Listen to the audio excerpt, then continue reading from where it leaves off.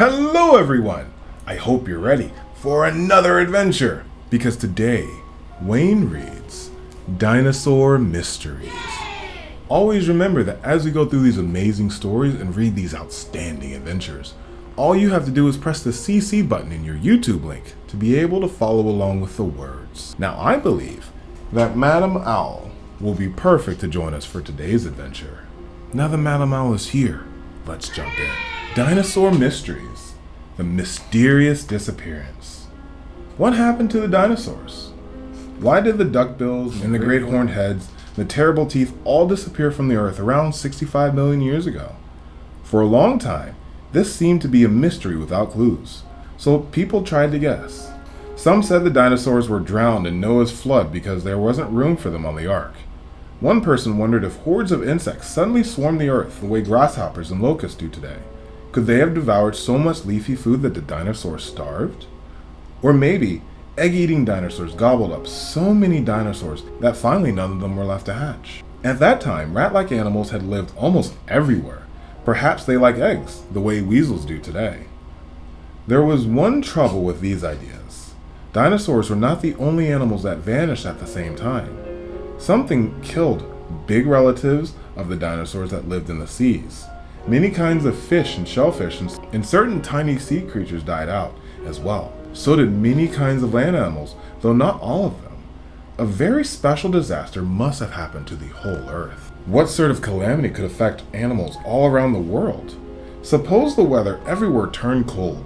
Plants that needed a lot of warmth would die, and so would animals that fed on them, in the water as well as on land. Plants and animals that could stand a cool climate could survive. Some scientists think that the weather may have gotten too hot instead of too cold. Radiation from an exploding star might have started a heat wave. Perhaps cosmic rays killed some animals and kept them from having babies. Any creatures that could not stand heat or radiation would have disappeared from the land and from the sea. Perhaps radiation or heat also upset some dinosaurs in a special way. Maybe they began to lay eggs that couldn't hatch. This sometimes happens to birds today. When they are upset, the shells of their eggs are too fragile. Many of them break in the nest. Scientists have taken a new look at many dinosaur eggs they found in France. The oldest ones have thick shells, but the eggs laid near the time of the Great Disappearance have much thinner shells. Perhaps, at least, no baby dinosaurs even hatched. No one is sure how long it took to wipe out the creatures that lived so well on Earth for so many millions of years.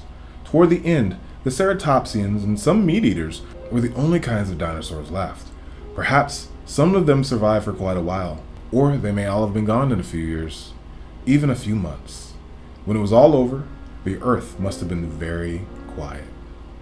There were no giant meat-eaters to roar at their prey, and no pounding feet when plant-eaters ran to escape the terrible teeth. Some large crocodiles still swam and bellowed at times in swamps here and there. Some kinds of birds nested and called in trees. But on the dry land below, there were no creatures very bigger and noisier than that of a cat. Will we ever know what really happened? Scientists are always learning new things around the world.